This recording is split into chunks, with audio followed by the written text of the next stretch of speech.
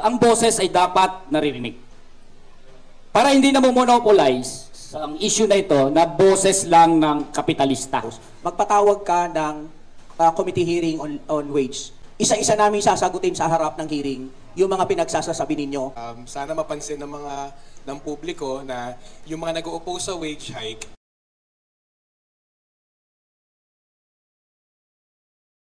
we have a very unique topic today, which is the proposed wage increase, minimum wage increase by the Senate. Yung proposal ng Senado na 100 pesos wage increase na sabi ng ibang business groups and even a few congressmen, sabi nila, controversial. May nagsabi pa dito, last week yung head ng ECOP, sabi niya, catastrophic daw economic effect. Let us hear naman from the side of labor. Kasi ang naririnig natin kadalasan, side ng big business groups, the Employers Confederation of the Philippines and others, plus yung mga bosses ng mga senador. Today, we have with us labor leaders plus one of the best economists in the Philippines to analyze naman the issue. I will mention the names of the three panelists natin. Of course, the first speaker natin dito, si Attorney Luke Espiritu. Si Attorney Luke Espiritu is leader of the Bukluran ng Manggagawang Pilipino, BMP, and a very well-known human rights activist lawyer. Ang susunod na nasa tabi na yan, Kilusang Mayo Uno, KMU Secretary General Jerome Adonis. And then, last but not the least, one of the best economists, hindi to exaggeration, Ibon Foundation Executive Director, si Sunny Africa. Let us invite the three of them to give an opening statement about the true economic situation of the Philippines. Let us invite Attorney Luke Espiritu to give his opening statement. Maraming salamat kasamang Wilson at syempre ako'y natutuwa kasi I am among yung mga panelists na ang boses ay dapat naririnig. Para hindi na monopolize sa ang issue na ito na boses lang ng kapitalista. Dapat dito sa ating bansa binabalanse at hindi lang dapat mga ECOP ang pinapakinggan. Now, pagdating doon sa 100 peso increase, gusto ko lang magbigay ng konting background na ang hinihingi nga namin ay mas malaki pa dyan. 750 pesos on top of prevailing wage. At sinusuportahan namin ang House Bill na i-file ni Congressman Arlene Brosas. For the reason na kapag dagdagan mo ng 750 ang sweldo ng manggagawa, yan ay pumapantay na sa pangangailangan nila. Subsistence level pa lang ang pinag-uusapan natin. Ang ibig sabihin, sa matagal na panahon, ang nagiging sweldo ng manggagawa below subsistence level. Pero in any case, welcome pa rin na kahit below subsistence level, madagdagan ng 100. Welcome, pero ang pinopoint out natin, kulang pa rin sa subsistence. Welcome, relative to the voice of ECOP and the voice of the capitalist na para sa kanila catastrophic daw ito. Alam mo kung ano ang catastrophic sa lipunang Pilipino? Catastrophic sa lipunang Pilipino at manggagawang Pilipino ang pagkakaroon ng ECOP. Yan ang catastrophic. Dahil dyan sa ECOP na lobby group, yan na sila ngayon ang boses na maingay dyan sa Senado at Kongreso, mga lobbies na yan, ay dekadang gutom ang ating mga manggagawa. Kaya itong mga pinagsasabi nila, i-expose namin ngayon ang kanilang mga kasinungalingan. Yun lang po bilang pauna. Luke Espiritu. Next, we'd like to invite for opening statement Kilusang Mayo Uno Secretary General KMU Leader Mr. Jerome Adonis for your opening statement. Good morning po. Good morning, Ka Wilson, sa invitation dito sa presscon ngayong umaga. Siyempre po, ang daming problema ng ating bayan no? Sa kasalukuyan. Siyempre, kasama naman kami, nakikiisa naman kami na dapat ma-resolve ito. At tingin namin ang unang steps para ma-resolve talaga, harapin talaga yung mayor na pangangailangan nung nakararami. Like for example, talagang yung wage, kung sahanay namin mga manggagawa, alam nyo po yung sahod, sobrang layo na doon sa aktual na pangangailangan ng bawat pamilyang Pilipino na may 5 miyembro. Magbibigay ko ng example, ang 610 saan aabot sa budget na 5 katao? Marami sa mga manggagawa galing sa iba't ibang probinsya. Kasi nagbabaka sakali na may opportunity ng trabaho dito. Sa probinsya, mas less ang oportunidad. So, kung nanggagaling ng probinsya, karamihan po dyan, umuupa ng bahay. So, saan mo kukunin yung pang-upa ng bahay? Pambayad sa kuryente, sa tubig, pampaaral ng mga anak mo, yung araw-araw mo pang gastusin sa pagpasok sa trabaho. So, kaya po yung gobyerno, naalala ko, naglabas siya ng parang food basket, no? Na pinaka-basic para mabuhay ang mga manggagawa. Pero mukhang hininto niya na yun yung studies na yon kasi lumalabas, mataas yung halaga ng pangangailangan para mabuhay ang 5, pero napakalayo nung aktual na pasweldo. Kaya nagiging sampal sa kanila yung sarili nilang food basket. So, yung 100 pesos po, ay napakaliit kumpara doon sa pangangailangan na ang kwenta, siguro mamaya papalalimin pa ni Sir Sunny, ang halos 1,200 pesos per day ang pangangailangan para at least mabuhay tayo ng disente. So sobrang layo, 610. Imagine niyo ang BARM, 341 pesos a day. Paano mabubuhay yung may 5 miyembro ng pamilya? So, marami pong mga sinikap kami na magkaroon ng engagement sa Senate, sa House of Representatives, bills through Makabayan, pero katatapos lang nung Valentine's, pinaasa po kami. Masama loob namin, pinaasa kami. So, yung Senate, nag-opening na 100, again, wini-welcome namin yan. So, marami nang kumontra dyan. Si Secretary Laguesma, ayaw. Si Congressman Salceda, ayaw dyan sa wage increase. Si Stella Kimbo, ayaw sa wage increase. Just the same argument nila, makakasama daw sa ekonomiya, makakakontribute sa inflation rate. So, ang challenge namin sa House of Representatives, once na ipanasa ng Senate sa third reading, china-challenge namin si Carlo Nograles at yung chairperson ng Committee on Labor sa House, magpatawag ka ng committee hearing on wage. Isa-isa namin sasagutin sa harap ng hearing yung mga pinagsasasabi ninyo. At handang-handa kami sa mga data at argumento sa mga bagay na yan. General Jerome Adonis of KMU. Next, for opening statement, let us welcome Ibon Foundation Executive Editor, economist na graduate of the London School of Economics, Mr. Sunny Africa, to give us his opening statement. Welcome, Mr. Sunny Africa. Magandang umaga, Sir Wilson. Salamat palagi sa mga napaka-generous na introduction. Sa amin po, simple naman kayong pag-isip. Sana mapansin ng publiko na yung mga nag-o-oppose sa wage hike, puro opinion lang binibigay. Sa amin, ang pinakamahalaga, magbigay ng facts. Ano ba yung totoo yung nangyayari? At sa amin, gusto namin i-remind sana, hindi lang media, even yung publiko, pansinin nyo, kung may mag-oppose sa wage hike, kung anong sinasabi nila mga haka-haka nila, pero walang binibigay na solidong datos. Kaya para sa amin sa Ibon, ang titindigan namin una yung facts na nabanggit na ng mga labor leader dito, doon sa kakulangan ng sahod. Pero tatagdagan namin ng konti pang facts sa aming pagbasa ng sitwasyon. Ilang key facts lamang, kung gusto magtanong, pwede na namin palawigin pa. Unang-unang key fact, alam nyo ba, yung halaga ng sahod ngayon, sa 16 out of 17 regions, yung tunay na halaga niya, kung tatanggalin ng inflation, ay mas maliit kaysa noong 1989.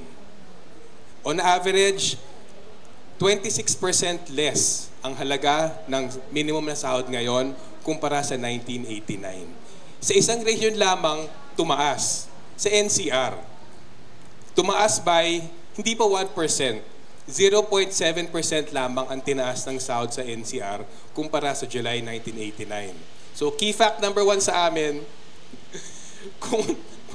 may isipin natin ba't hirap-hirap pa manggagawa kasi sa ilang dekada na ng wage regionalization, ginamit yon para babaan yung sahod ng mga manggagawa. At key point namin yan, 26% decline across all regions, 16 out of 17 regions, mas mababang halaga ng sahod ngayon kumpara sa July 1989.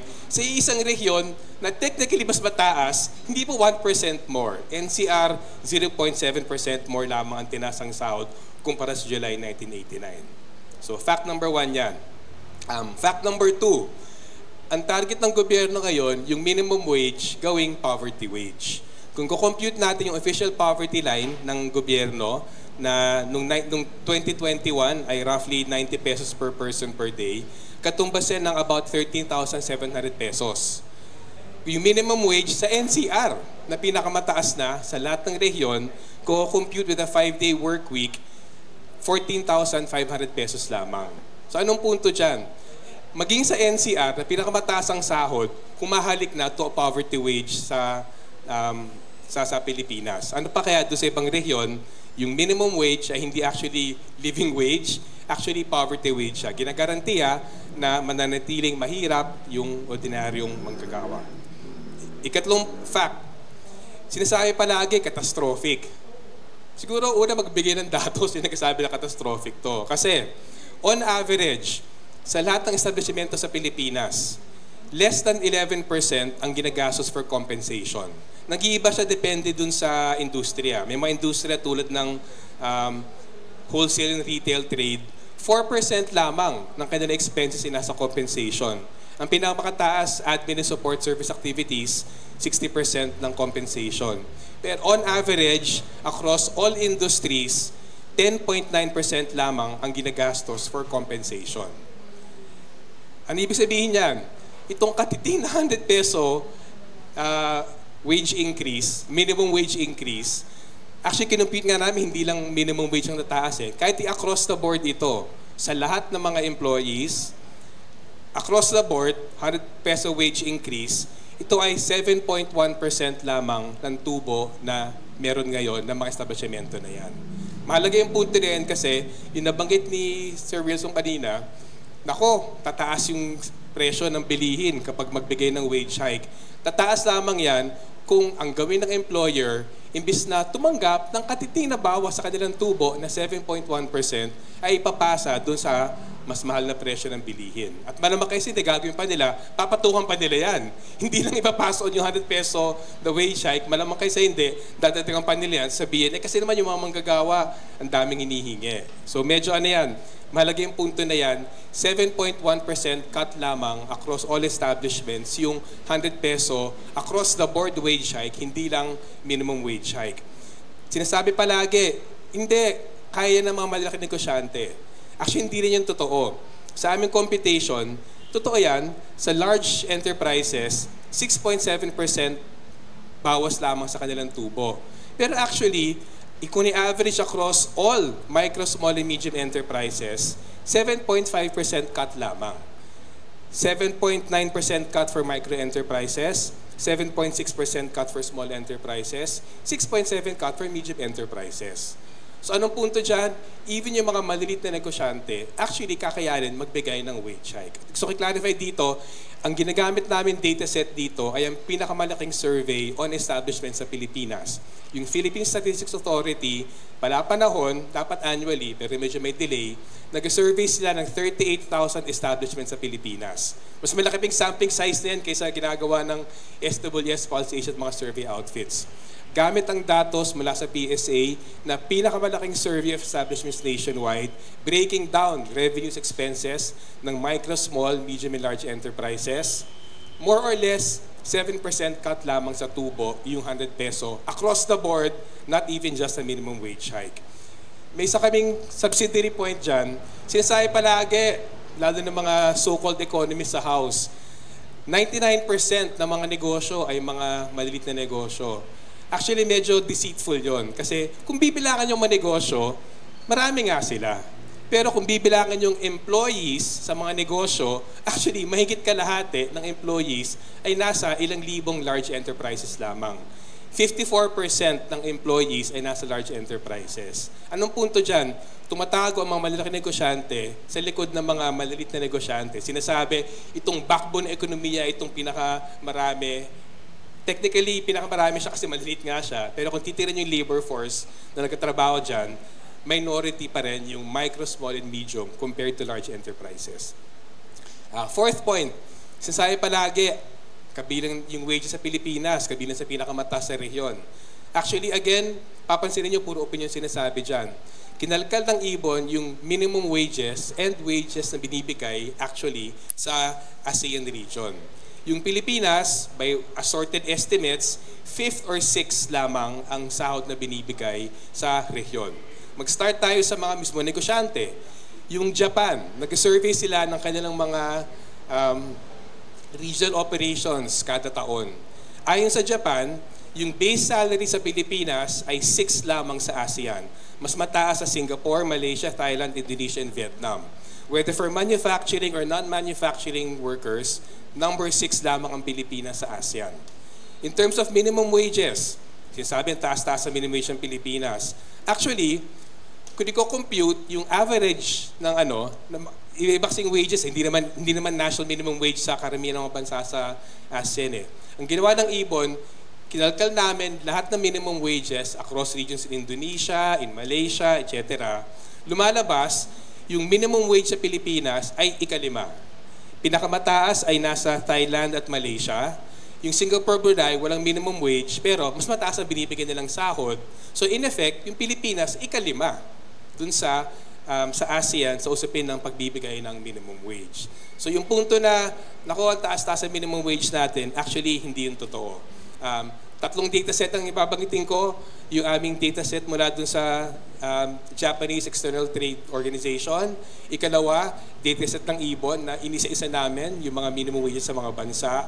At actually, even yung Philippine Stats Authority, may datos sila, pinapakita na yung wages sa Pilipinas as of, medyo luma, as of 2022, NWPC, ganoon din, 5th or 6th na pinakamataas lamang sa Pilipinas. So punto lang dyan, hindi totoo na sobrang taas ang sahod ng Pilipinas even compared sa ating karating na bansa. Huling punto, sinasabi palagi na ito yung pinaka-worst argument na nadinig ko, yung minimum wage hike, ilang manggagawa lang matutulungan yan. Walang logic yung argumento na yon. Kung makakatulong ka ng ilang bilyong manggagawa sa iyo, bakit mo ipagkakait sa kanila yon? So sa amin, ganun ka-desperado yung mga opponents ng minimum wage hike na sabihin nila, konti lang matutulungan. Kahit konting matutulungan, tulungan mo yung kaya nyo tulungan. Ikalawang punto tungkol doon, hindi rin totoo na sila makikinabang. Kumpara kung yung 7% na tubo na yan, iwan natin sa employer, ibubulsa nila yan o gagastusin abroad. Ibigay mo yung parehong 7% na yan sa manggagawa, gagastusin yan sa kanilang komunidad. Makikinabang yung komunidad. Yung mga tindahan dyan, yung mga tricycle driver dyan, yung mga nagbibenta sa bangketa dyan. Actually, direct na makikinabang yung lokal na ekonomiya sa pagbibigay ng sahod na yan. Kaya every time madinig natin argumento na huwag natin ibigyan kasi konti na matutulungan, pinapakita kung gaano kaganit yung mga nagdedepensa ng kasalukuyang sistema sa pasahod. Ang closing statement namin, sorry medyo napahaba, pero magtanong kayo ibang tayong kinakailangan. Kung gusto maraming dahilan, maraming paraan. Kung ganit, maraming dahilan. Thank you po.